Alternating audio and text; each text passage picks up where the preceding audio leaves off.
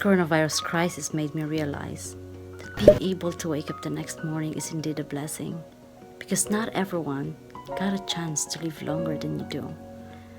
So make sure to love your family, to love everyone that cares for you, but most importantly, don't forget to love yourself. Make sure that you live your life the way you want it to be. Okay, so what's my realization about this pandemic? First of all, every family been reunited. Lalo na sa hapagkainan kasi minsan lang tayo maging buo sa hapagkainan kasi syempre busy yung magulang natin. Minsan naman may ibang lakad yung ibang mong kapatid, di ba? At mas nakilala ang isa't isa. Tsaka nagkaroon rin ng verbal communication. Kasi, di ba, nung wala pa itong pandemic na to, more on, pag magkocontact tayo sa mga family member natin, through text, through call, chat, like that. Simple as that. Well, wala na yung talagang verbal communication wherein nagkakwentuhan kayo about things in person. And secondly, natuto sa mga bagay na akala mo hindi mo kaya. Like, syempre yung iba, akala nila hindi sila marunong sa arts. Pero ang totoo, kailangan lang naman practice. Kahit sa music, sa dance, di ba? Third realization ko is you'll know who truly cares for you. By this pandemic, you'll know who truly cares for you and kung sino talaga yung nakakaalala sa'yo despite of this pandemic, di ba? And fourthly is every family prays as one. Family who prays together stays together, right? So, yun nga, pati yung mga bata na hindi marunong mag-grocery or manalig sa Diyos. Well, natuto, di ba? Yung mga nawawala ng pag-asa, natutong magkaroon ng pag-asa. And lastly, is peace nature. Dahil dito sa pandemic nito, nakapagpahinga yung mundo. And continue to pray. Thank you. Hi guys. Isa sa mga realizations ko is the value of how to value your time. Time for yourself, family, especially sa friends. Lalo na kung busy ka sa ibang bagay, especially sa work. Like workaholic. Yun. Then, minsan pagdating sa bahay, tutulog ka na. Or minsan busy sa phone, ay sa family. Before, pag may mga lakad ko ng mga friends ko, minsan hindi ako sumasama. Then nung dumating tong pandemic, yung ko na-realize na parang ako kasi yung tipong hindi sanay ma-isolate. Gusto lagi nasa labas kahit busy ka.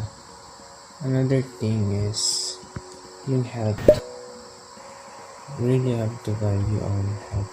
Pagkain, exercise, simple exercise. Kasi pag nasa labas ako dati, I love to walk. I love to jog. Kumbaga yun yung nagiging exercise ko. Nung nagkaroon ito, parang doon ako nag-start na parang atakin ka ng anxieties. Ang daming papasok sa isip mo. At the same time, yung mga random thoughts mo, may times na mawalan kang gana. Especially kung hindi ka sanay sa pagiging isolated sa isang lugar. Yun lang. This pandemic crisis made me realize 3 things. First is time waits for no one. Why? Nasa huli ang pagsisisi.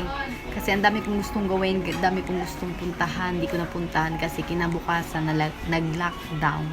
So, grabe yung pagsisisi ko talaga. So guys, when you have time, free time, gawin nyo na mga dapat gawin. Second is, there is an advantage and disadvantage in every situation. Kasi, tulad may work from home, meron akong time mag-spend sa family ko. And naghihintay lang kami ng relief goods, and we are so blessed for that. And disadvantage kasi maraming naluging negosyo, nawalan ng trabaho, at nahihirapan na ngayon ng pandemic neto. And third is we need God in every situation, because God is the one who can only heal us and who can help us.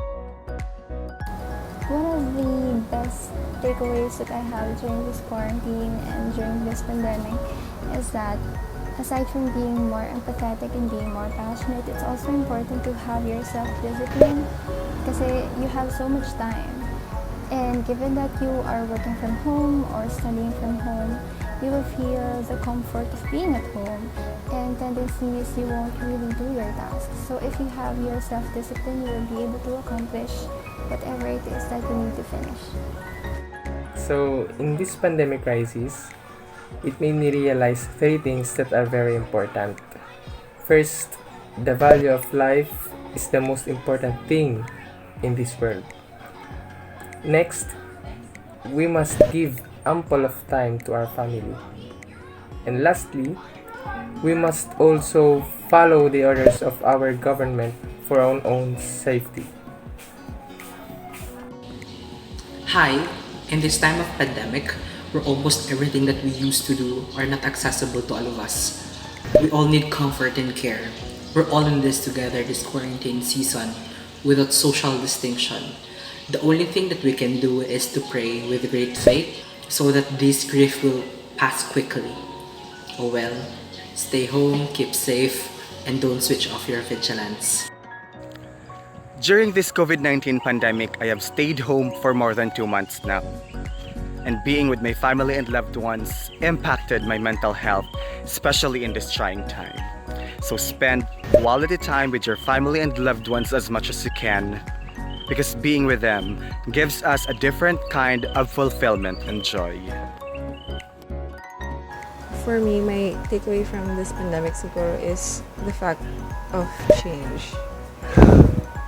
Simple lang siya, pero ang hirap mag-cope sa change.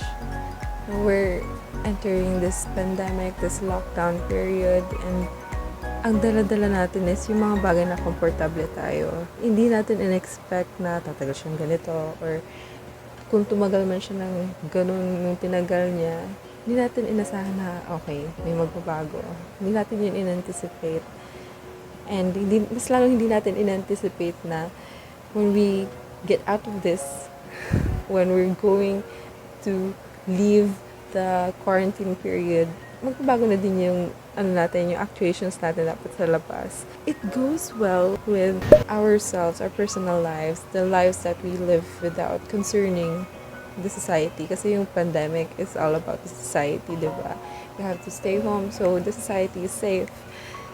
Kaya, what boggles me is that even if you chase out change, even if you try to avoid it, it will definitely come. And that is the hardest thing that I have to learn. Because I'm all for stability. Where there is stable flow of water and supply and relief and comfort, that's where I'll stay. Kaya, hindi ako ganun ka-flexible when it comes to instant changes of schedules, ganyan. But I'm trying to work on it. This pandemic really just got me thinking on my feet. Talagang kailangan kong maging alisto na okay, things are gonna change, and not even just schedules, the people that I talk to, I started changing the surroundings that I had before the pandemic came, and I even have to go even deeper than just, the surface part.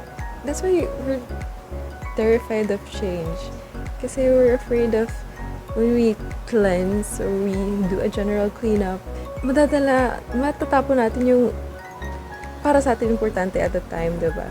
First, minsan kasi if it doesn't bring you happiness anymore, mga ganun, you have to throw it out, just like what Marie Kondo said, in living a minimalist life, which we should all be living. Maybe not literally, maybe figuratively lang, maybe to some, literally, everything's gonna be different. Kasi it's not just you now.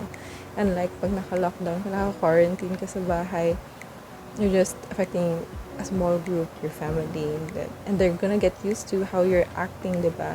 But when you get outside, how the world is acting will affect you and will also affect your family. It ripples. Kaya, ang hirap. Kasi yung mga changes na nandito sa bahay, hindi mo alam kung madadama siya outside, diba?